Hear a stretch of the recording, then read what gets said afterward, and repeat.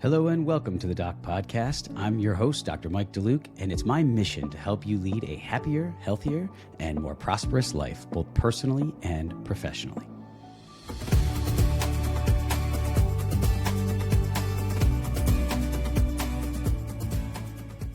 Hello and welcome to this episode of the Doc Podcast. Today I have the pleasure of being joined by a friend and colleague, Dr. Claudia Pinter. Dr. Pinter obtained her dental degree from the esteemed University of Vienna, Austria, and recently joined the faculty at Nova Southeastern University in the Department of Orthodontics, where I teach as well. She's an internationally renowned speaker who is dedicated to working with her colleagues to help advance the field of orthodontics through education and collaboration. Dr. Pinter has emerged as a true pioneer in the area of clear aligner therapy, and she has a tremendous gift for simplifying complex principles to help educate others. She also has an outstanding social media presence where she showcases her amazing clinical abilities and openly shares her techniques. During this episode, we will discuss Dr. Pinter's journey to becoming an orthodontist and how her background in general dentistry and aesthetics helped shape her career, the importance of blending art and science to achieve the best orthodontic results, how pushing your limits and questioning the dogmas will allow you to become a better practitioner, the value of studying your post-treatment records, why all dentists, including orthodontists, must screen patients for airway issues, why Dr. Pinter loves using MARPE and tips and tricks that she has developed to improve her success rate, how she has built a practice using 100% clear aligners, and much, much more. So without further ado, let's get to my conversation with Dr. Claudia Pinter. Enjoy the show, everybody.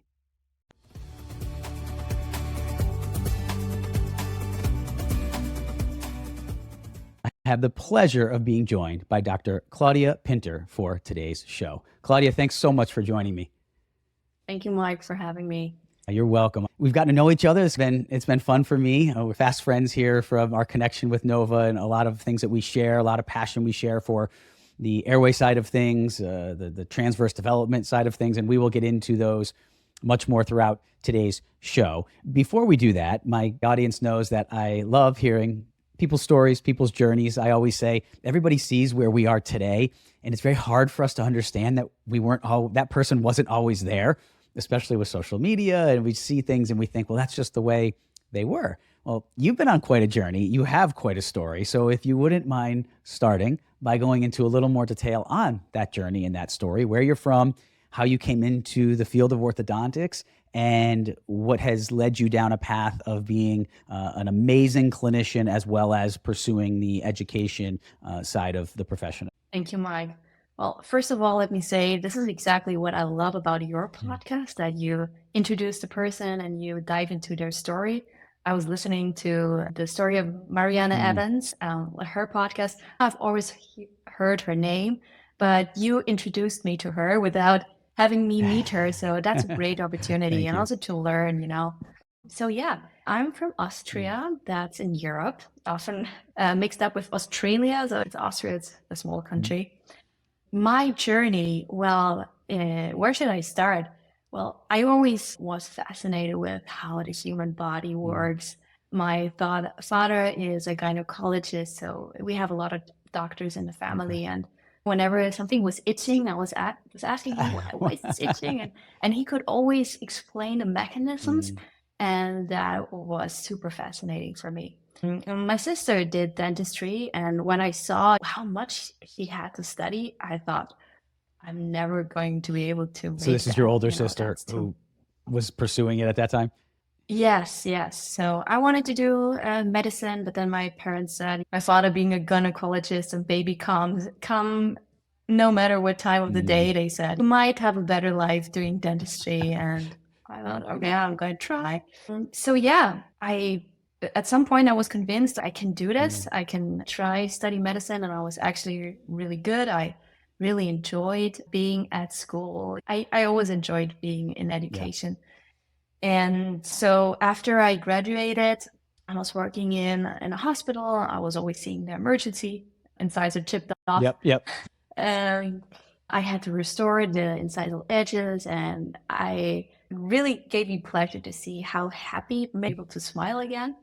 And that actually led me down the path of orthodontics. I really like the aesthetic part of dentistry. And up to this point, I think dentistry is unique because at some point we're doctors, but we're also artists. And this combination is truly exceptional. And yeah, so during my education, I was fortunate to do a lot of aligner cases and I saw what is possible. So at some point, I thought when I then started my own practice, so I don't own a practice, I'm an associate, but I have all the freedom that I need. And I said I want to know where the limits of orthodontic treatments are. And from now on, I'm only going to offer aligners. Wow. About how long ago was that? And that was 2021. Oh, wow. Yeah. Okay. And then how far into your practice life was that, would you say? How long had you been practicing at that point? So I was done with my education and I knew I wanted to leave the practice where I was working, where I was an associate in an orthodontic practice. So I wanted to follow my own vision of how I wanted to practice. So I wanted to focus on adults, aesthetic treatment, combine those finishing touches, because treating adults is really different from treating children because they want to talk. It's not that they sit in a chair, just open their mouth and wait until you're done. With adults, they want to understand what you're doing, why you're doing it. They want to talk. They want to tell you about their lives. But that's exactly how having this relationship with the patients. Also, it doesn't mean that I charge accordingly. Yeah, so great point. This is how I want to serve my patients, and they're willing to have that kind of treatment. And so, yeah, that was quite a few years ago. And let me tell you, it was not always easy because for a lot of problems, I didn't have a solution. Like I didn't see anybody treat that specific problem. But I had an idea of how I could solve it. And I wanted to try it. And I think this is what we all do as we're solving problems. But I do remember I was going to work and I was just worried, okay, oh my God, which patients are coming today? And what if the treatment is not working out? And how will I solve it if the aligners are not fitting anymore? And then at some point I realized, and that was not long ago, wow, I'm not scared anymore. I got the confidence. The point of true mastery. Whatever comes, whatever comes, I've seen it all. I can handle it. But going all in with aligners also led me down the path of introducing tabs, mini screws I think they're extremely helpful, especially when we're treating adults. When we're treating children, we have other tools. Tabs might not be as effective because they come loose more often. But yeah, with adults, I found that tabs are really helpful, especially because it also takes, the bone is more mineralized, I think. And this is why it's even more difficult to get an anterior posterior correction and things like that. I think the same reason why it's easier to move teeth in younger, the bone biology is technically the same, but obviously we know when you already have that bone coupling going on and that bone is already turning over in these young patients, the teeth do move more efficiently oftentimes. And in adults, sometimes the teeth aren't moving as efficiently. And if we just take the converse of that to apply it to TADs, the TADs don't work as efficiently, at least in my hands. I oftentimes would struggle with certain cases, and I placed a lot of TADs and did a lot of different techniques with TADs. I completely agree with you. In kids, adolescents, the failure rate for me was so much higher. And in adults, it wasn't. And to your point, just the bone being the greater density, mineralization, you don't have that bone turnover. So it worked much better. Yeah, true. And also if you treat a full class 2, or if you want to distalize, that would be a lot easier in children. Whereas in adults, I struggled more. Yep, for sure. Yeah. So as you're going down that path now and you're a clinician, at what point did you decide on top of this you want to teach it? And because it's a whole some people don't realize, we were talking a little bit before the show about when podcasting and what goes into behind the scenes to make sure things are right. Teaching and presenting is the same way. I mean, it's a lot of prep work, and people might see you get up there for 45 minutes or an hour. Or, some of our courses we do are a full day, but a lot of times it's a shorter lecture. And so much time, energy, planning goes into it. So how did you decide that in the middle of this and early in your career, you wanted to go out on the educational front as well? You know what's the funniest thing?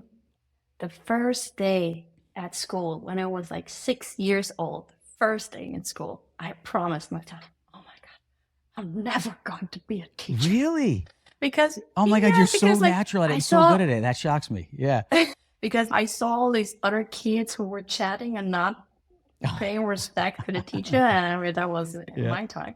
And I thought like, oh my God, it's such a hard job that doesn't get any better. So that's what I swore to myself. And then finally I found back there. I think it started because I was taking pictures of my work and I saw how this made me. And then at some point I was asked to do a lecture, and I had to go back at all my cases and look at them again. And what I thought I knew, what I thought was working, turned out to doesn't make sense when I looked at my cases and how I planned it. So it really made me think deeper. And I think this is what still makes me passionate about teaching, that it forces me to get better, to have a deeper look at my cases and to learn. Yeah, I so agree with that. A lot of the things you said, I made a couple notes here as you were going through, because you started saying, I'm like, oh my gosh, these are things that we have so much in common. And I so agree. One of them being the art in medicine. We actually, similarly, I did a little moonlighting during my residency at my family's general dental practice.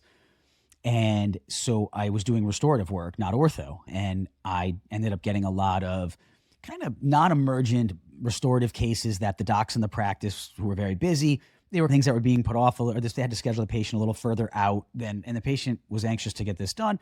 So I started seeing them and I loved that side of it. There are a lot of other things in general dentistry that I definitely was happy it wasn't every day. I have a lot of GPs who watch this show, and I always give a shout out and credit to them, because day in and day out, being a good general practitioner is hard work. It's hard and difficult to be a good orthodontist day in and day out, but I think it's another, having done a little of both, being a good general practitioner is next level challenging. Would you agree? True. Yes. I mean, just think back last time we all did a root canal on a second molar. That's tough work. Yeah, or that crown prep on the distal of a second molar where you can't see the margin and you're trying to feel it in the fluid and the tissue. So it's really tough, and really good general dentistry is really, like I said, an art and a science, as is ortho. And what struck me as you said that was the anterior aesthetics. I started going back to my residency and looking at the cases I was finishing, and we weren't recontouring or enameloplasting incisors. And I'm looking at this thinking, well, I'm reshaping these teeth. I'm doing bonding, and you might do bonding on a right central, and you take the left central and you reshape it a little bit and you're blending them to make everything look better. Like, why am I doing this to worn teeth with attrition and mamelons in an ortho case? So it started down that path, and I know Trevor Nichols, and he's been on the show, and he's wonderful at that. And he and I were geeking out on enameloplasties and recontouring because we're both OCD with it. But it really does make a big difference when you can combine that, when you have the ability to combine the art side with the science side. Orthodontics is really a special profession in that way. I just wanted to add, I was so happy just to line up the teeth. They're straight. I was so thrilled. Right. And then I saw on Instagram Dr. Stuart Frost's cases, and I'm like, oh, wow, I mean, he's doing veneers on every case. And I asked him, who does the veneers? And I'm not doing veneers. I'm just doing recontouring and gingival recontouring and enameloplasty. And I have to learn this. And I did learn it, and it's a game changer. Oh, it's such a game changer. It sets cases apart in ways that you can't even comprehend until you start to do it and see it. I completely agree. Another thing you said was pushing the limits and going outside your comfort zone. And I love that, because I think that is, and we'll talk in a little bit more about this, but I feel like that is one big challenge we're facing in our profession. All specialties in medicine, dentistry, are facing this. And that's that battle between the establishment and the way we learned it, or the way it's been done, and the way it can be done. And a lot of people on the establishment side cling to, well, unless something has a randomized controlled trial, double-blinded, and I see evidence over a long period of time, there's no way I'm going to try it. And a lot of people on the clinical side are saying just what you said. Well, I'm highly trained, I'm highly specialized, highly intelligent. I can look at these cases and decide if what I did worked or not, and then I can make little adjustments in my technique. And one thing I've always said is a lot of the people who say they need those studies do things every day in their practice, that there was never a randomized control trial to prove. They have little tricks and tips, whether it's the way they bend a loop or the way they activate off of a cantilever, whatever it is. There's no, you're not going to, or even using clear aligners early on. People were using clear aligners long before we had these long-term randomized control trials. So there is a bit of hypocrisy there where we can pick and choose the things that we want to see data on that we may not want to be doing. And the things that we do want to do, we're pretty quick to dismiss and say, well, I'm the clinician, I'm the expert, I can make that call. So I find that the people with whom I speak and the people who become the best clinicians and do the best for their patients are the ones that are willing to push that envelope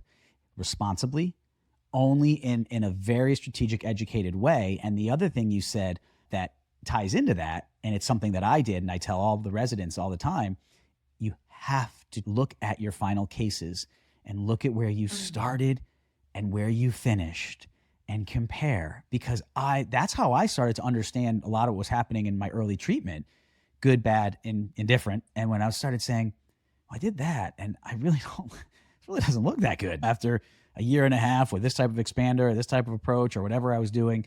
And then I just said, well, I don't like the way that looks. Well, what if I try this? And then again, responsibly, you're not doing anything outside of the realm of what we do in practice. You're just applying your knowledge in a different way to try to get a better result. Would you agree with that? And what also makes me so excited about aligners is that it really helps us leverage on technology. Yes. Because if you just place a bracket with your hand and bend a loop, I don't see how we can really leverage on the advancements in technology we have. And now with the CBCT integration, or what I also like about Spark Align is that you have simulated roots. Like you can really see the teeth much better. It helps you see the teeth like with augmented reality. And it helps me to better plan the tooth movement. And also I'm an innovator. I love to try and explore. I'm always completely transparent with my patient.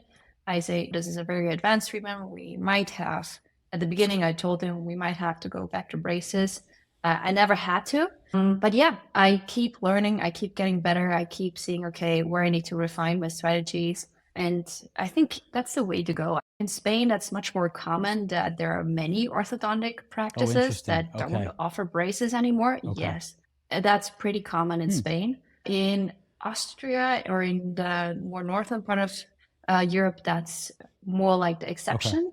But yeah, it's already happening. Yeah, and so funny, the similarities. We've never spoken about this, but when you said about telling them that you may have to go to braces, I used to put in the beginning, with me, it was when I was doing turnkey expanders and started going to braces and wires on these younger kids to help develop the arches without using the traditional type of expanders, I would put it in the informed consent. We had a special checkbox that my TC would check, and it would auto feed into our informed consent to say that it has been explained to me that if this doesn't work, Dr. Luke will place expanders at no additional charge. And I would go over that with the parents and say, look, it's not going to hurt anything. We're not going to cause any harm. But I love how you said, be transparent with your patients. So it was like, do you want to try it the traditional way or do you want to try it the new way? And when you said you never had to change, I never had to either. And that's because you did it with the knowledge of the science, so to speak, of the biology, of the mechanics, of the plastic in your case. You understood what you were dealing with. And because you're an innovator, a lot of times in orthodontics, a lot of orthodontists are tinkerers, right? Where a lot of us, we like fixing and tinkering, but at the same time may lack that innovative side. And we like the routine.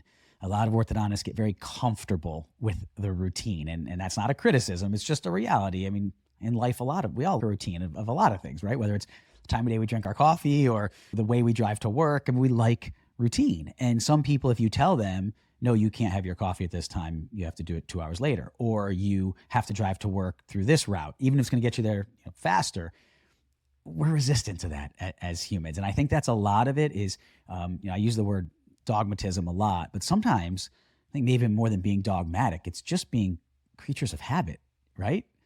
Absolutely. And I think you also need to allow yourself time to innovate. If your practice is so busy that you can't even, you're just struggling to treat the volume of patients that is coming through, that's not possible. But, I said, okay, I'm going to charge a certain amount and I'm going to be able to offer them something that they can't get anywhere else, I'm going to offer them because I know that especially at that time, so many patients wanted to have a great smile, but they didn't want to go for braces. So they would have very invasive veneers, shaping off the teeth to get the smile. And I know that they would rather prefer something less invasive if they had the option. That we tend to get too busy. I also completely agree with that. It's the busier you get, the harder it is to change. And it's just a fact. I say that with treating the little kiddos all the time. We just had one at Nova last week where there's a little guy. Actually, this is a really cool story. So little guy, he'd been in the clinic for a little while. They had tried a W-arch on him when he was 5. He had unilateral posterior crossbite with a shift. And I'm not being critical of anyone involved. It's just the protocols, which is we'll talk a little bit more about in a bit, are still those traditional protocols where we don't ask breathing questions, sleep questions, airway questions. And I'm working hard to try to improve that because the story will explain a good example of why. And it didn't really work. The quad helix didn't really work. In fact, the W-arch didn't really work. In fact, it ended up giving him an open bite, pretty decent open bite. So he was in the primary dentition at the time it was placed. It's now a little over a year later. It was in for about a year. Removed. Upon removal, he has his upper incisors, just one is erupting a little bit. The other is not. He has that thick hyperplastic gingiva, classic sign of a mouth breather, the altered passive eruption. If you look at his lowers, where his C's are, his lower primary canines, the step to his lower 2 to 2 is down like 2 millimeters, right? All 2 to 2 are flat, and then a big step up to the C's. When you looked at his primary incisors, it was even, relatively speaking, with the C's. So clearly we know the tongue is positioned forward anteriorly because otherwise why would he have that step? So I started talking to the resident because we need to try to do something more because now not only does he still have a posterior crossbite, he's got an anterior open bite.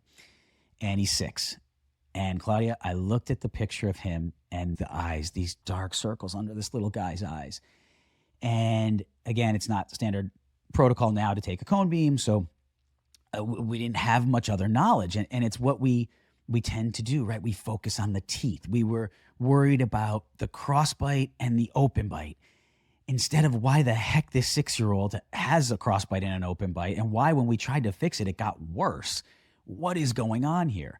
My theory, as an aside, is the W-arch, because as we know, they can't get high up in the palate just by the mechanics of if it's a narrow, high vaulted palate, it's hard to get all that metal up high, blocked the tongue from going up into the palate, which restricted the transverse growth. And even though we had the W-arch in there, and then the tongue probably became postured more anterior because it didn't have where to go.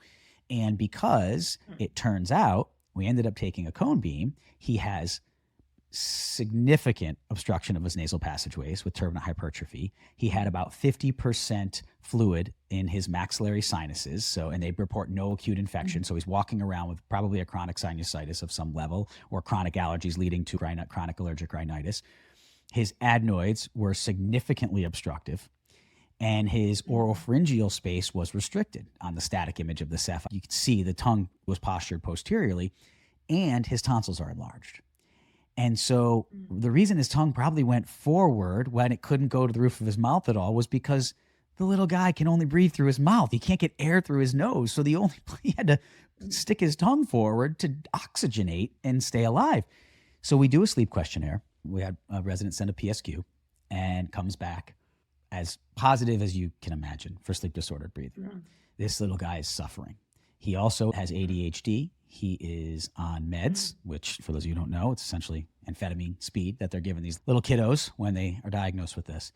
So we did a Zoom consult with the parents and the resident. I talked to the resident extensively ahead of time, and you got to see the parents as we started asking these questions, just almost this sense of relief. Right? They just, here we're telling them that there could be other issues with their child that we're going to investigate. But all of a sudden they started to get this look of, oh my gosh, maybe all these things that are going wrong with my little guy are going to start to get better.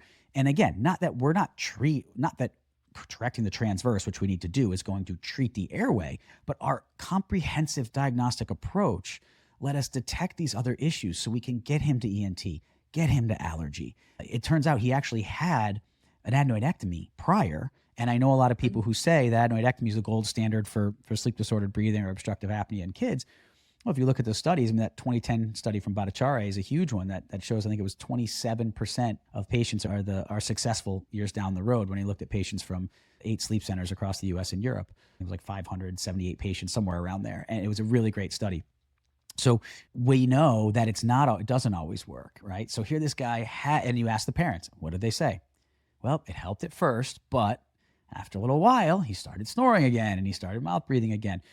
So my point in all of that is what you were saying about looking at the bigger picture, pushing the envelope, questioning the reality, and starting to look at our patients for more than just the traditional things we look at, the teeth, is now going to allow us to really help this kid.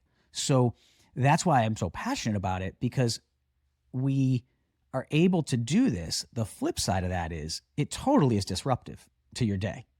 When you get one of these patients, and you were talking about it more in the adults, but when you get a patient that's not that, it would have been a lot easier to just tell ourselves that we'll fix this when he's older, right?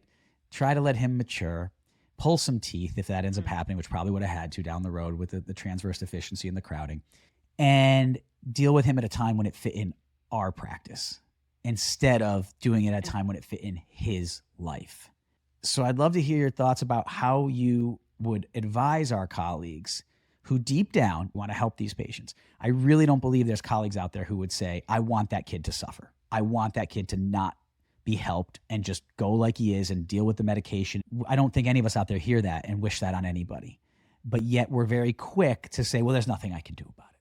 So I know there's a long history of him, but in that, I think it ties in a lot of the concepts you're talking about too, of pushing the envelope, doing things that we may not be taught to do, but using our knowledge of science and biology to look at things differently, and then being willing and developing the protocols to deal with things that aren't just the 13-year-old that hops up in your chair and won't even reply to you when you say, how you doing? And we can just adjust their braces or their aligners and move on.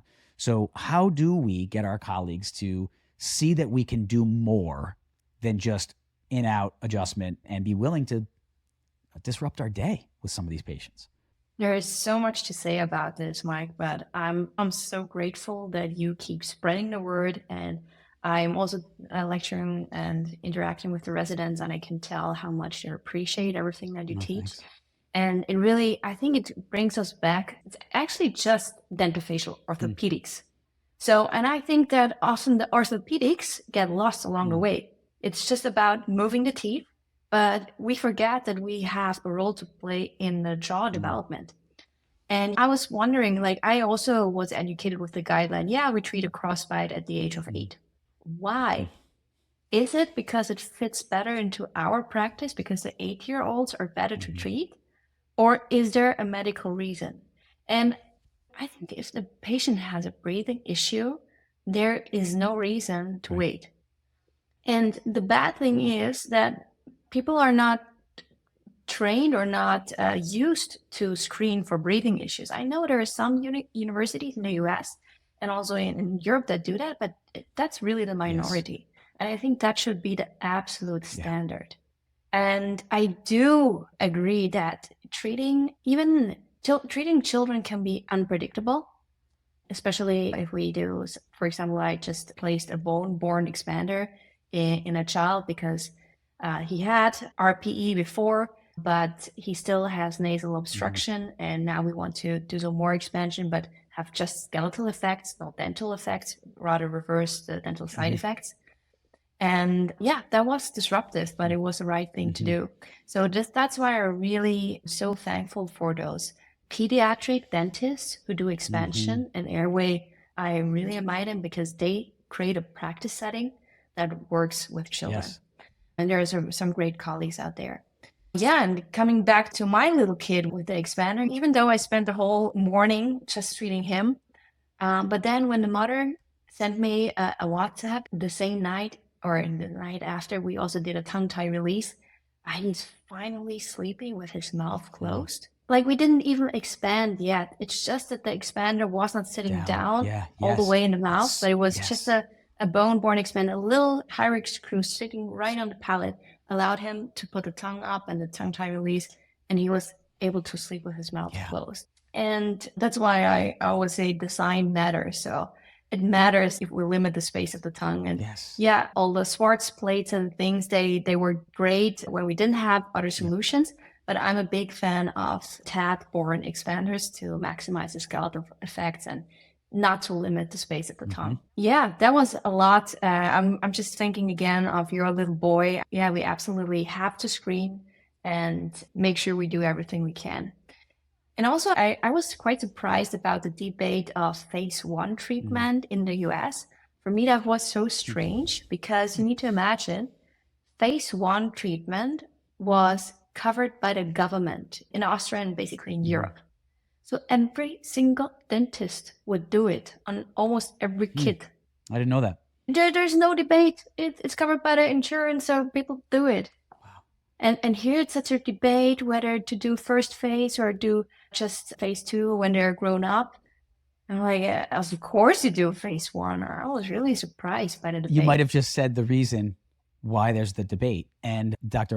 David Alfie, who's an amazing oral maxillofacial surgeon, his episode is just going to be preceding yours. And also David McIntosh, who's you probably know from Australia, an ENT in Australia. And we talked about the insurance process in the US. I think you just said it, right? A lot of people, you hear orthodontists say the quiet part out loud, and that is, you don't want to use up their benefit too soon because it's a lifetime benefit in the US for most insurance plans. And they don't cover quote unquote phase 1 or they'll cover for that maybe, but you'll use the benefit up because oftentimes the benefit in the US is much less than what the treatment's going to be. So let's say they have a $1,500 lifetime benefit. If you do phase 1, they use the whole benefit for that, and then they won't have anything left for comprehensive treatment. So it's just another factor that's a deterrent to people in the US doing it because they're worried, well, then there won't be any money to get the teeth aligned down the road. So you're saying in Europe, it's the proactive approach to helping the growth and development and maximizing your ability to adjust skeletal discrepancies and normalize anatomy. That's covered? Yes. So the phase is something changed, but yes, phase 1 treatment doing maxillary expansion in children is covered by the insurance. And because you mentioned dogmas before, we really need to ask ourselves, the way we treat is influenced by the way it's reimbursed. And I get it. It is some justification in there, but we need to ask ourselves, do I want to treat to the best I can the patient or to make sure they get the most reimbursement? But then we still need to ask if that's the best for a patient. That's such a great point. Because with growth, it gets more complicated with all we get. Right. Hence the conversation I had with David. We're talking about how much we're cutting and moving the bones surgically in the OR. That is ultimately what happens if you don't right this ship early on. And I love the statement of we have to be careful we're not letting the reimbursement drive the treatment. And I feel that is so relevant in medicine and in dentistry. It's just a fact of it, sadly, but it's something we have to change. Even if you don't have a cone beam in your program, which I fully believe every orthodontic residency should have a low-dose cone beam at the ready for all these children. It's less radiation, so we could easily make the argument that we're decreasing the cumulative dose to these patients. We'll take pans left and right like they're nothing, but you can do a low-dose CBCT with lower radiation than the pan. So the radiation argument's gone. The diagnostic information is magnitudes greater. But even if you don't have one, what are some of the things you think we should be doing in residencies around the world to help residents start to think differently about this and not just look at the teeth for the crossbite or the open bite, but for the actual underlying etiology? I think it's really the stories like of the little kid you told. Once people hear the stories of the people, you cannot go back. And that's, I think, there are so many people who have those testimonials. And of course, we need to back it up with science. But for me, it's not very difficult to understand if the nasal cavity is embedded in a maxilla and someone has a deficient maxilla and difficulties with nasal breathing, that if we expand the maxilla, make the nasal cavity bigger, they will be easier to breathe through the nose. That's not really a big thing to understand. And even if you want to be cautious with sleep, you can start with nasal breathing. And there are enough other people outside the orthodontic field who will tell you how important nasal breathing is and how it affects the body. And it's logic. We have a nose, not just to have something sticking out in our face, but actually to breathe. More sense to breathe through the nose. I think what we can do in residency is, do a lot of research to prove that it's working. I think another part that's coming at it from another angle is to make treatment more attractive to patients, especially in adults. So I'm thinking about the adult population. So a few years ago, when I told them, we can do maxillary expansion, it will help with nasal breathing, sleep, and whatever. As soon as they heard that it involves surgery, they said, no, thank you, I'm fine. Because the thing with nasal breathing and sleep is it's not painful. It's not like a tooth is hurting and they need a root canal and they're willing to pay for it and go for it because it's hurting and they want to go this pain away. Pain's a great motivator. That's so true. Yeah. Yep. Yes. So we don't have that because it's a chronic condition. And this is why I'm super excited about colleagues like Dr. Svetlana Koval, who is also in Florida. She just gave a wonderful presentation at the World Interfacial Sleep Society meeting on skeletal expansion, how she's doing so many cases with a little bit of P2 incisions, making it less invasive. I'm personally super excited about concepts of stimulating the sutures so that they will open, and I see great results, like 50-year-old females where you cannot see a suture at all, completely fused or whatever you will want to call it, and they will open. With open how? With what are you doing for that? So what I'm doing is I put in the expander, I open the expander to create a stimulus, some pressure to the suture. Sorry, is it tooth-borne or No, it's screw-borne? Purely bone-borne. Okay. I'm not involving the teeth at all because I don't want to have the side effects. So just the expander in the bone, and then you open the expander slightly until you hit the resistance. And what I see is that after a few months, I would see a split. So I would have the expander in there for a couple of months, or in younger patients, it will only be weeks. And then they would come with a small diastema, just a fraction of a millimeter. And about how much are you turning it, would you say? How many turns typically would you give? So I use the benefit system. So I have the TAT and then the expander and then fixing screws on top. So there's a little bit of play in the expander, but usually I would do 6 or 8 turns until there's enough resistance, where the 8th turn, there's already a lot of resistance, so I would not go over that. And then I just let this expander do the work. And what usually patients would do, they would gradually add another turn, and at some point it will open. So in my point of view, that makes also more sense than to go rapid from the start, because if you look at this cross-section of the CBCT, you can see that there are a lot of very thin bones up to the cranium, and we don't want to break any of those. That's always been one thing that I've been cautious of with that. Agreed. Yeah. So I try to make it as subtle, as comfortable for the patients, having the diastema control, not allowing a huge, but rather synchronized expander with the aligners. So as we expand the jaws, we move the teeth together so that they can always smile and meet and go to work normal. And so you have purely into the soft tissue with your skeletal anchors, nothing attaching to the teeth, or are you bracing it off the teeth? Nothing. Okay, that's great. Yeah, interesting. No. Any times what are you finding? And I know some of this is evolving as like we talked about in the beginning, right? It's so awesome. You're pushing that envelope. You know the biology and you know the clinical delivery, and you're using your intellect and your ability to critically analyze and applying something, which, I mean, we know sutural anatomy. We know it's not a true fusion. Like you said, it's this interdigitation with bone spicules that happens over life. Mendelsohn studies from the 70s showed us that. So we know this isn't new information. And I love that you're just taking something and saying, well, let me try to apply this a little differently. Now, what are the ages are there ages you're seeing it works in better than others? Are there times that it's not working as well? What have you seen? So definitely it's working easier in women. So in women, I can always say with 100% confidence that it's going to work.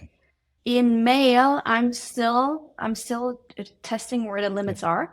So I offer my patients, you can always have cuts the day you want it, you'll get it. If you want to keep trying stimulating, I'm happy to Yep. do that and give you some more time. And for now, they prefer this option, but we can always go back to piezo incisions. Yep. Now, do you do the piezo in your office as well?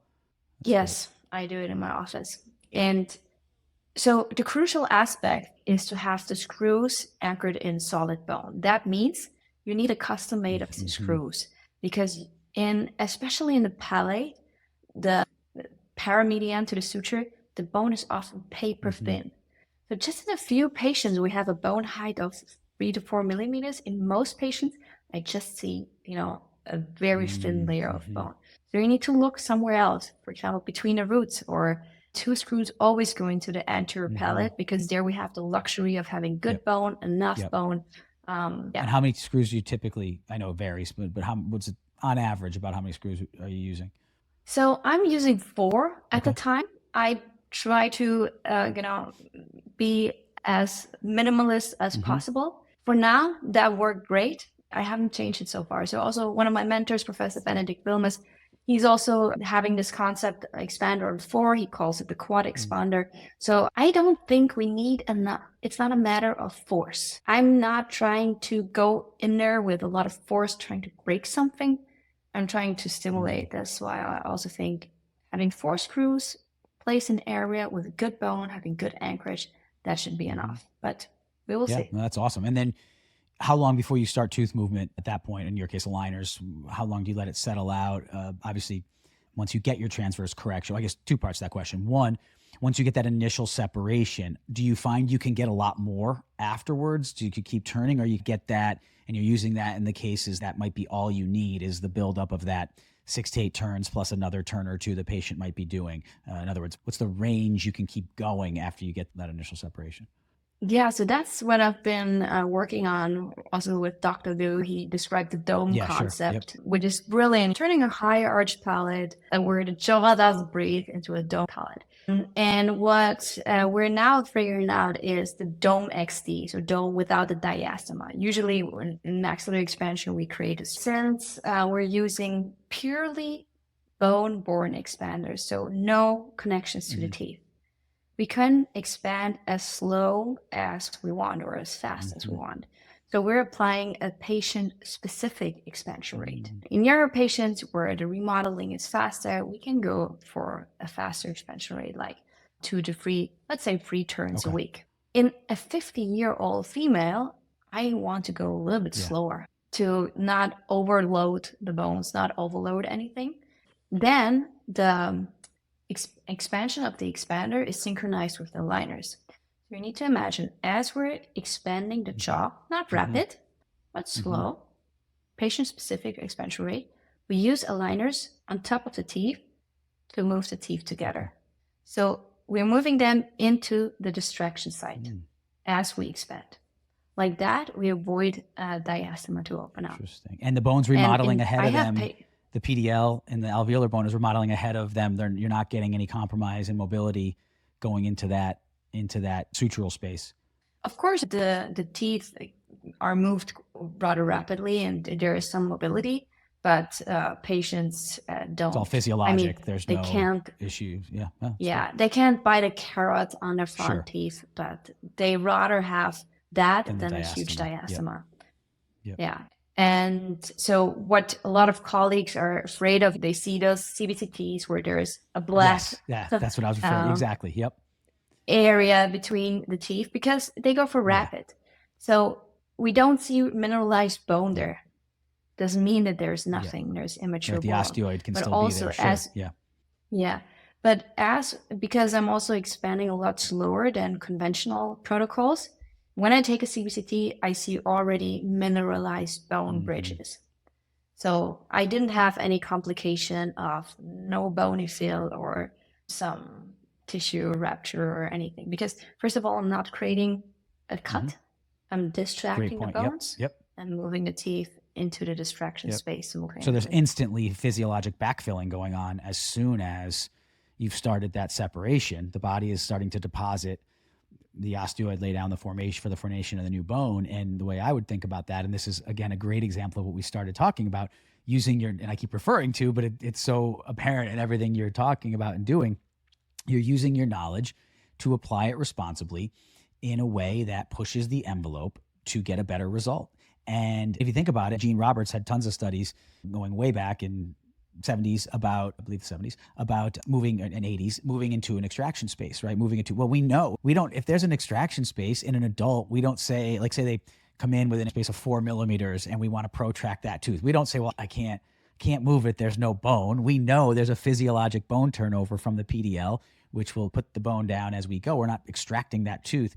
If we gently, slowly move that tooth at a physiologic rate into that extraction space, it will lay down bone ahead of it. So to me, I just think you're basically applying that scientific principle just in a different way. Have you read the book Outlive by Peter Attia?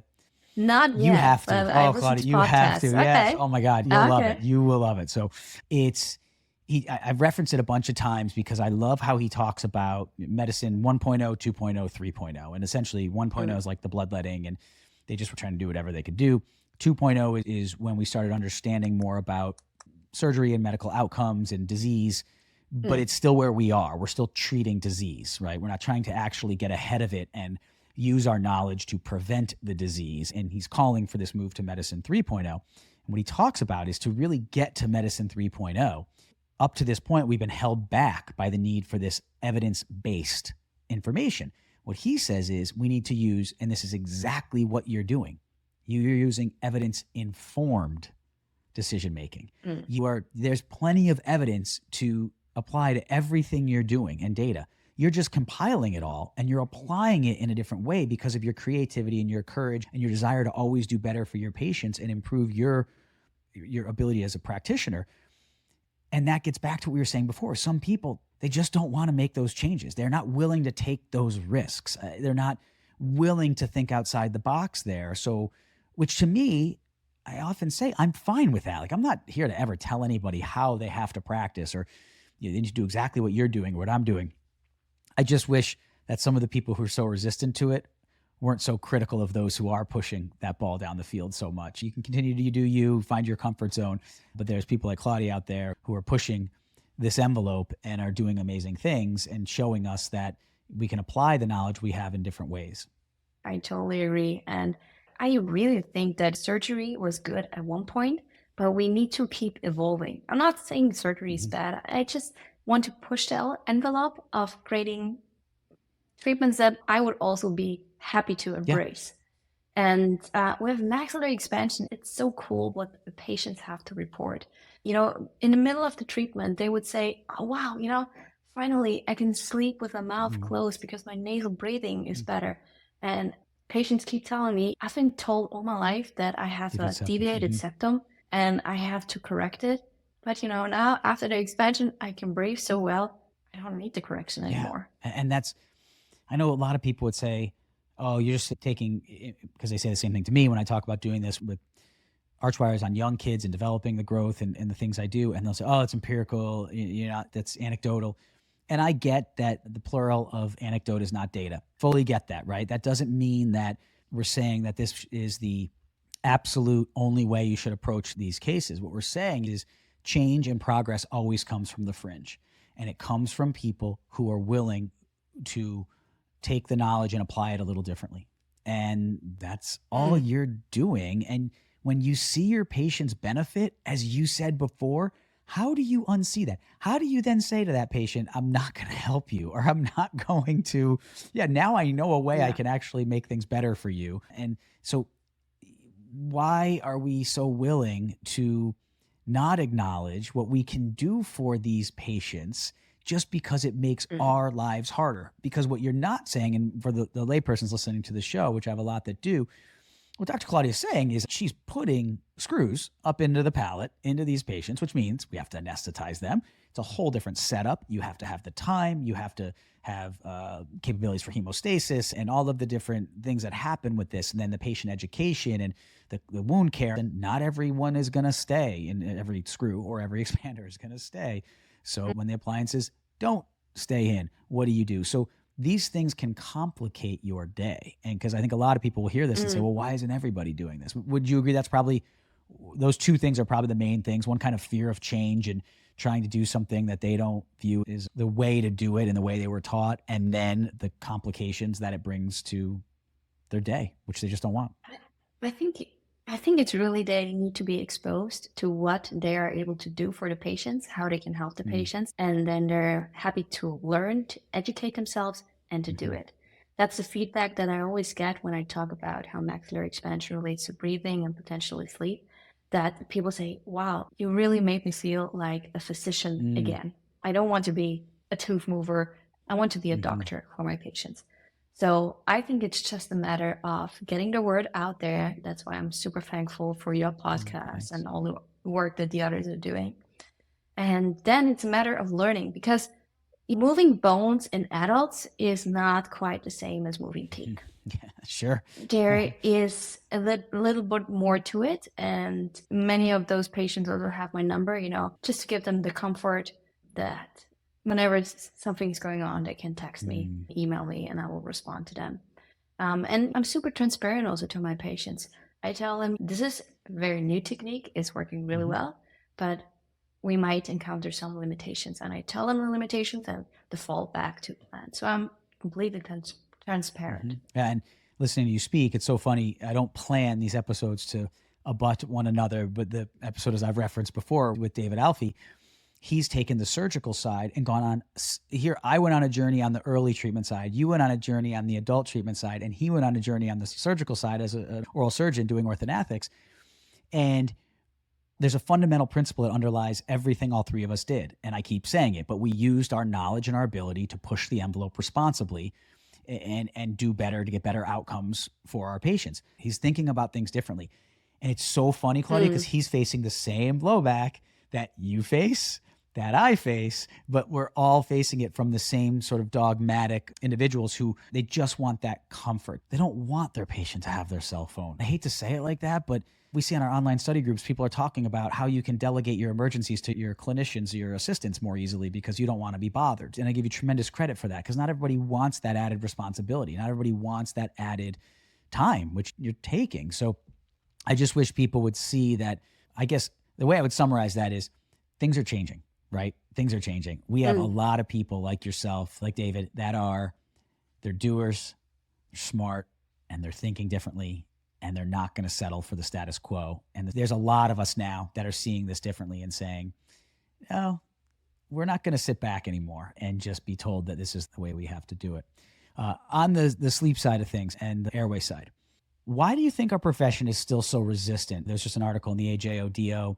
It came out online in December, and then the print version they put out in May, really a direct hit on anybody, on any orthodontist who dares think of themselves as someone who can impact the airway, telling us if we want to do that, we should go to med school and be a physician. And the 2019 AO white paper, which had some good points, but was really all about OSA and looked at everything in the lens of obstructive sleep apnea, completely failing to acknowledge that sleep disordered breathing is a spectrum of disease. It is not an absolute AHI. Why the resistance? Like, why are so many of our colleagues so opposed to those of us? And I'm not talking about the ones who say like everything's an airway issue, because you've got extremes on both sides. And I'm not looking at it that you have to treat every patient and everything's an airway issue. That being said, taking that outlier group out of it, those of us who look at our patients and actually pay attention to whether it is an airway issue or not, and want to know whether there's an airway issue or not, and want to be able to help our patients who do have an airway problem, why the resistance?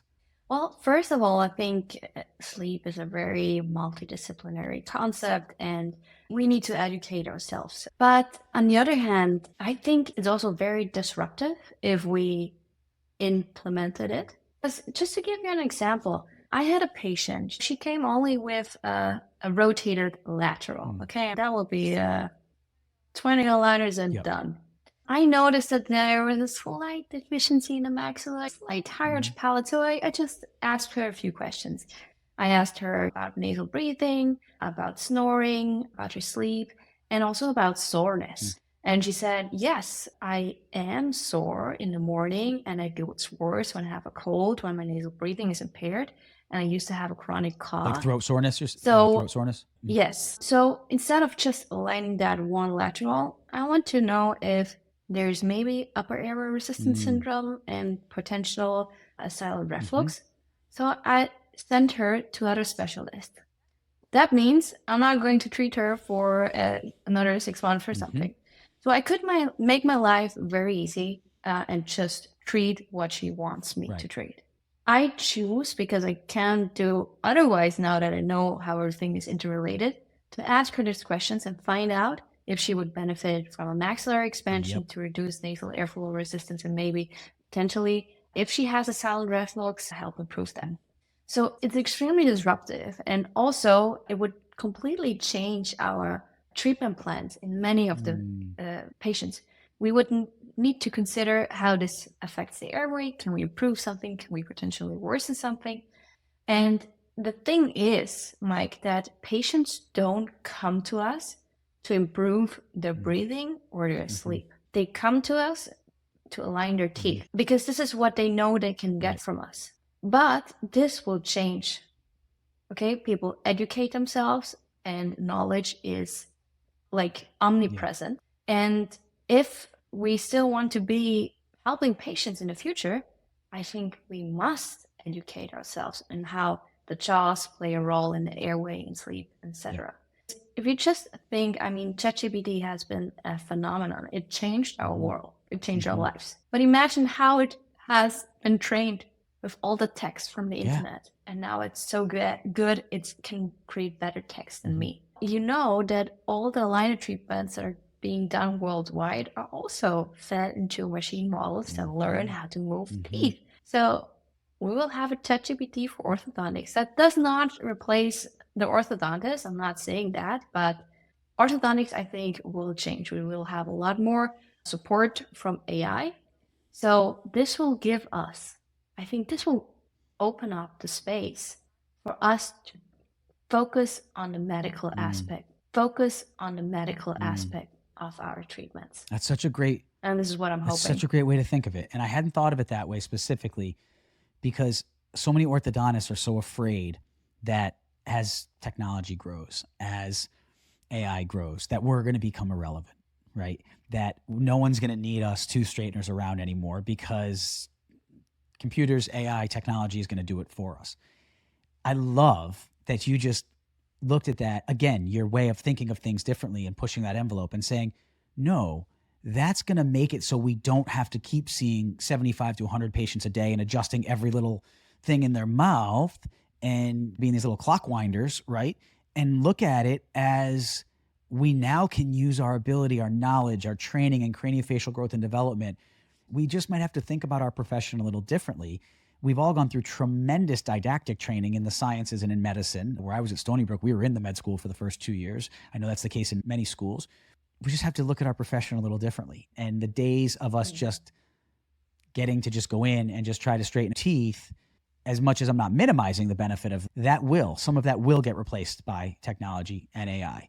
Right now, I feel ortho is very analog still in our diagnostic and our delivery. There's parts of it that are getting more digitized, but correct me if you disagree, please. But I feel like we, as a profession, are still very analog. We're looking at 2D X-rays, and we're arguing, fighting that we shouldn't look at 3D. Like, no, I don't want to look at a 3D X-ray. That's literally what a lot of our colleagues say. We're fighting to look at Ceph norms and values that were established 60 years ago and on populations that weren't even the populations we're treating anymore. So we're fighting to stay so analog. We're fighting over what brackets we use still, right? And yet, yeah, AI is going to take care of a lot of that. That's our window. I love that. Yeah. And I know that a lot of new grads and people at the beginning of their career are listening to your podcast. And that's an opportunity. You can set yourself apart by not doing what everybody's doing, but rather create your own little niche. Educate yourself about airway and orthodontics, and be that doctor who can help patients with those needs. Yeah. Because they will find you. Yeah, they will. And they do. And they're so appreciative. They're so appreciative. I often say I've been blessed to straighten a lot of teeth and create a lot of beautiful smiles in 2 decades of doing it. And I don't minimize that at all. It still doesn't compare to what I know we're going to do to that little guy that I was referencing earlier, the residency, to change his life, because I've done it so many times in patients. I know that helping that kid be a healthier little guy, and what I know will be live a better, healthier life and help his parents as well. At least in my mind, the greatest, straightest smile, it doesn't compare in terms of that type of a change in someone's life. And I'm not minimizing the straight smile. It's amazing. And I love it. And I love that I do that. It's what brought me into the field. And I'm so passionate about it.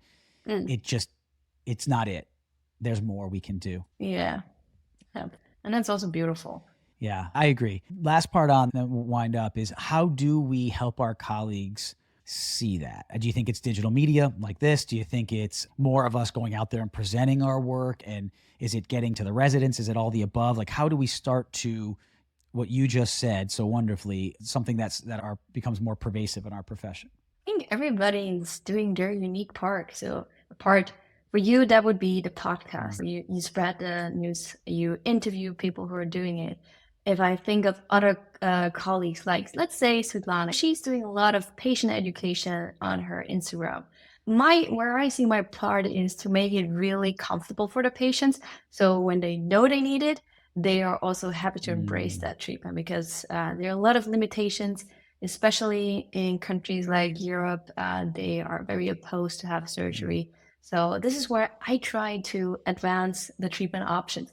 And I'm not against surgery. I just want to give everybody an option. I think if somebody is ready to have surgery, they have already good options.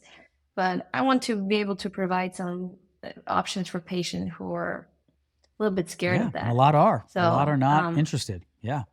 So I think this is how we all add to it. And then there are other great academic, like people in academia who do research and contribute like that. Yeah. That's how I think everybody contributes. I do feel it's starting to change. I don't know if you feel the same way. I feel like there's momentum building. I think that the change will come through the patients. Yes. That's what I feel. Agree. Because there is education. They're educating themselves. And especially that mother or dad, he will tell all the parents in the kindergarten, in the school, it is spreading. Yeah. So I don't have a doubt that it will take long till more people are aware of what, as orthodontists, we can do for them.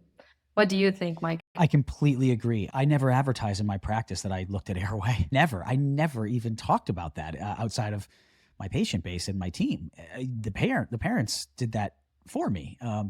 They were the ones that, you're so right. They're the ones that become the advocates that go tell somebody, oh my God, we went to Dr. DeLuke because, as you said, and I heard this from the younger kiddos, all to the parents of the younger kiddos, a tooth was a little crooked or they didn't have room for their teeth. And he found that the reason why Johnny was not breathing well and was snoring, and then he sent us to Dr. Mouzakis or Dr. Awad, and they helped us with his adenoids and tonsils. And then he sent us to Dr. Damasi or whomever, and they helped us with his allergies. And then he went in and helped the mouth grow, and I have a different kid. When parents start telling that story, every other parent who listens, who has another child who is not sleeping well, because that's another critical point, Claudia, that I don't want to gloss over. So I'm glad you asked that. We have a responsibility to educate the parents and the patients. And I feel like we gloss over that by being too busy as well, right? That takes time. We listen to a lot of different people out there, and they're helping docs try to figure out ways to decrease your time in the consult room so you can get back to the clinic and keep moving things, right? And keep doing things. I've always said you don't want to spend an hour. You don't want to spend a half hour. A lot of times you don't even spend more than 15 minutes in that room. That being said, you have to practice and hone your skills at case diagnosis and presentation to be able to have these conversations and educate them, and then train your team to be able to pick up where you left off and continue that education process. So you're not just saying to the parent, oh yeah, we're going to go in and do this. Or in your case, to the adult patient, oh yeah, I'm going to just do this, right? They've got to know the why. And then when they know the why and it works, that's when they say, this is different. And that's when they'll spread that word, right? Yeah. Absolutely. Well, I've so enjoyed it. How can people find you? Because you've got some great content online too, and you're very humble. I appreciate your kind words with the residents and me, but they echo that with you. And I'm not just saying that. They love it when you're there, and they love learning from you. So as do I, from getting to hear and learn from what you do, because it expands my reality and knowledge as well. How do people find you, and how can they learn more about what you do? Well, they can find me on Instagram. It's DR for Dr. Claudia Pinter. I think that's the easiest way to find me. Yeah, the residents are great. It was really cool when we did a joint Yes. lecture with Dr. Sally Liu. I think that was really epic, bringing different specialties That together. was so fun. And yeah, Yeah, we got to continue to do more. And I was talking with Stanley too. We'll try to get an episode maybe mid 2025 where you, myself, and Stanley can hop on one together, maybe even over at Nova, and brainstorm on, go a little deeper on some of the ways we can start to help solve some things we talked about today. yeah. I'm so glad you're having him on the podcast. He has been a huge inspiration for me, and I know that he's inspiring people across the fields in orthodontics, in oral maxillofacial surgery, in ENT.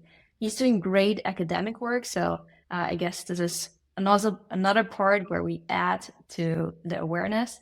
So I'm super thankful of the work he's doing, and I'm glad you're planning to have him on. It's just wonderful to have him there. He's such an asset and such a brilliant guy. So I'm looking forward to continuing that. And it's exciting the way things brought the three of us together. And a few years ago, none of us were at Nova. Now all of a sudden, all three of us are there and all in this same circle. Things like this happen for a reason, if you ask me. Exactly. Yeah. So, well, thank you so much for your time, and really want to acknowledge you for all you're doing. You're a true pioneer. Again, you're so humble, but you are really talented, and you are a true pioneer in what you're doing. And I love that you not only do it, but you teach it and you tell others about it. You could just sit in your office and just be doing this stuff, and it is not easy to go out there and teach this and put yourself on the line and take the arrows and still be fighting the fight for your patients and improving and able to say that you're still working on it and getting better at it, but willing to keep trying. So I give you so much credit, and we need more people who have that mentality, and this fight will be won much, much more quickly. Thank you, Mike, for having me on the podcast and for doing this. Everybody's enjoying it, me included. I'm a huge fan. And I also really appreciate what you do at Nova, how you teach, one step at a time. But you're doing a great job of raising awareness, getting the word out there. And I know it's not always easy. Also, you put so much effort into making this a great podcast, also from the technical side. So it's very much appreciated. Well, thank you. Thank you. Humbled by that and appreciate the kind words. That means a lot to me to hear that. So thank you so much. All right. Great. Well, take care, Claudia. Thanks again. You too. Right. Thank you, Mike. Bye. Thank you for tuning into this episode of the Doc Podcast. Be sure to visit theorthocoach.com. Get access to ADA CERP recognized CE courses or to schedule a private one-on-one coaching session with me. Also, if you know of someone who would make a great guest for this show, or if you'd like to be a guest yourself, please email me at drmike@theorthocoach.com. And be sure to join the Doc community on Facebook for more great content.